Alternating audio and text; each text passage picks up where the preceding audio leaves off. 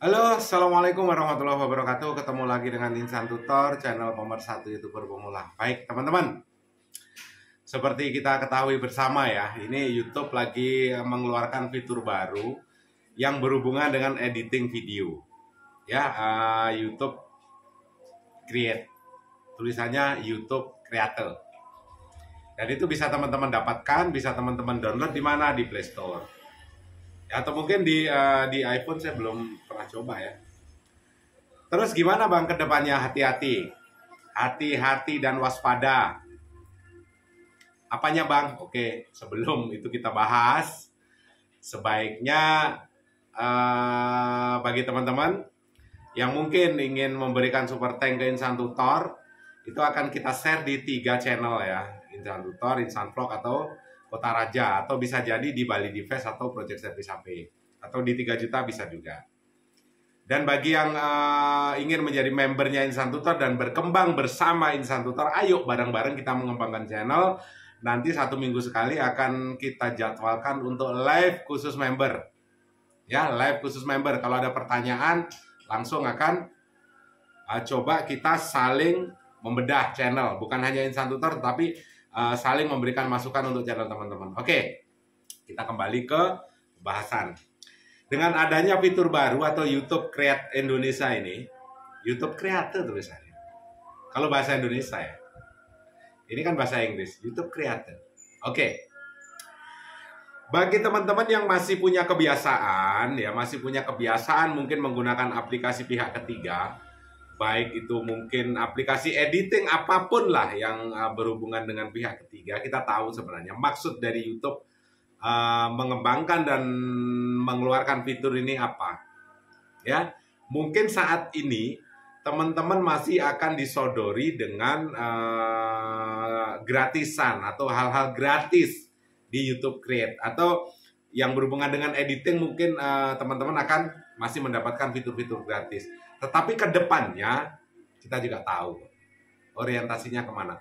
Orientasinya cuan pasti. Pasti ada yang berbayar, pasti ada yang berbayar juga. Di samping itu, justru saya pribadi lebih menyarankan aplikasi ini daripada aplikasi pihak ketiga. Ya, aplikasi pihak ketiga yang tidak ada hubungan dan tidak ada kaitannya dengan YouTube. Karena YouTube sudah mengeluarkan fitur ini dan resmi dan hubungannya dengan YouTube. Kenapa kok bisa seperti itu? Tahulah, kelakuan YouTube dari dulu memang seperti itu. Kenapa? Nanti ke depannya, tapi ini pelan-pelan. Ya, pelan-pelan. Ke depannya, bagi seorang konten kreator yang menggunakan editing dari pihak ketiga, ini YouTube kan tahu.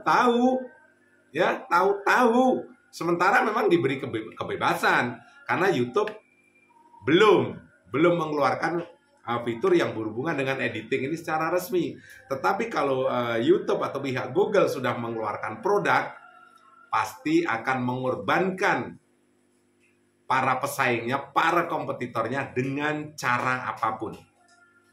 Ya, bisa jadi TikTok yang sekarang mungkin apakah ada juga dengan kaitannya dengan YouTube, ya kita nggak tahu. Tetapi dari dulu ya monopolinya YouTube kan memang seperti itu, Google. Ya, bahkan baru-baru ini Google sendiri juga diseret ke pengadilan dengan alasan apa? Membayar para produsen atau membayar para pemilik perusahaan-perusahaan teknologi termasuk Apple, bahwasanya browsernya, Chrome-nya itu menjadi wajib di setiap aplikasi bawaan ponsel. Jadi jangan heran kalau teman-teman membeli ponsel tertentu, itu akan ada sudah Chrome terinstall di situ dan itu merupakan bagian dari aplikasi bawaan. Kenapa? Ya, karena supaya peramban dan browser ini menjadi tetap nomor 1. Ya. Jadi persaingannya memang seperti itu. Jadi yaitu dalam dunia bisnis sah-sah saja ya. Jadi teman-teman, saran saya justru gunakan aplikasi ini daripada teman-teman menggunakan aplikasi pihak ketiga yang berhubungan dengan mengedit dan editing. Walaupun mungkin YouTube Create ini belum sempurna, sebaiknya teman-teman download dan mulai belajar. Untuk kedepannya bisa jadi yang menggunakan aplikasi pihak ketiga, selain menggunakan aplikasi, tolong tutup nih. Selain menggunakan aplikasi YouTube Create atau editing dari YouTube ini, bisa jadi rekomendasimu juga akan dipermasalahkan. Tidak secara terbuka dipermasalahkan, tetapi akan bisa kita pelajari. Setiap kali teman-teman menggunakan aplikasi pihak ketiga dan mengupload sebuah video, bisa jadi videomu sepi. Karena apa? Ya bisa jadi sistemnya YouTube sudah mendeteksi bahwasanya yang menggunakan aplikasi pihak ketiga rekomendasinya dipersempit. Bisa jadi. Tetapi yang menggunakan YouTube Create Indonesia, aplikasinya atau algoritmanya justru didorong ke sana. Semuanya ini bisa terjadi, semuanya bisa terjadi. Ya, kita sudah paham kok perusahaan asal negeri Paman Sam ini. Dan kita sudah paham kok bagaimana strategi-strategi marketingnya perusahaan-perusahaan yang berasal dari sana. Jadi saran saya ya gunakan YouTube Create. Bisa di-download, sudah di-download ya, untuk edit-edit video. Sekali lagi, kita tidak pernah tahu ke depannya YouTube ini bagaimana. Mungkin selain mengembangkan YouTube Create sebagai aplikasi resmi untuk edit video, khususnya video yang diupload ke YouTube, maka juga pasti akan mengembangkan aplikasi-aplikasi lain yang bisa mendeteksi ini video editnya menggunakan apa? Menggunakan pihak ketiga. Stop dulu rekomendasi lah. Ya, algoritmanya diarahkan dulu ke yang menggunakan aplikasi resminya lah, atau YouTube Create Indonesia. Yang ditakutkan seperti itu. Sekali lagi kita kan menjadi konten kreator di YouTube, gunakanlah yang resmi-resmi di YouTube. Ya, kecuali orang sekarang yang tidak resmi saja, sudah banyak memakan korban. Contohnya apa bang yang tidak resmi? Beli subscriber, beli jam tayang. Kalau itu dari dulu bang, memakan korban ya iya.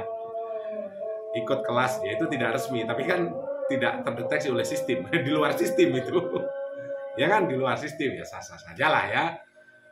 Tetapi justru yang kita ikut YouTube, super thanks, super sticker, super chat, malah dibully.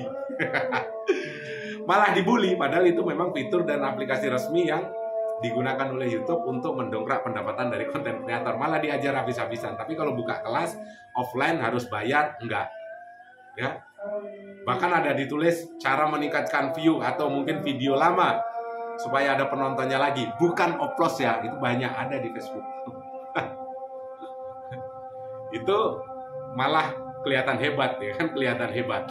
Tetapi sebenarnya ya dalam tanda kutip. Casingnya kayak apa, mau pakai sorban, mau pakai apa, jenggot segini pun tetap aja kalau berhubungan dengan materi mau menang sendiri kan itu. Jadi yang resmi nggak boleh ya, tetapi kalau nggak resmi buka kelas di non offline boleh. Duit bos, kayak Indomaret, kayak Alfamart ya, dianggap Indomaret mungkin. Oke, mudah-mudahan menjadi pembelajaran buat teman-teman. Saya selalu wabillahi taufiq wal hidayah. Assalamualaikum warahmatullahi wabarakatuh. Sukses dan salam buat keluarga.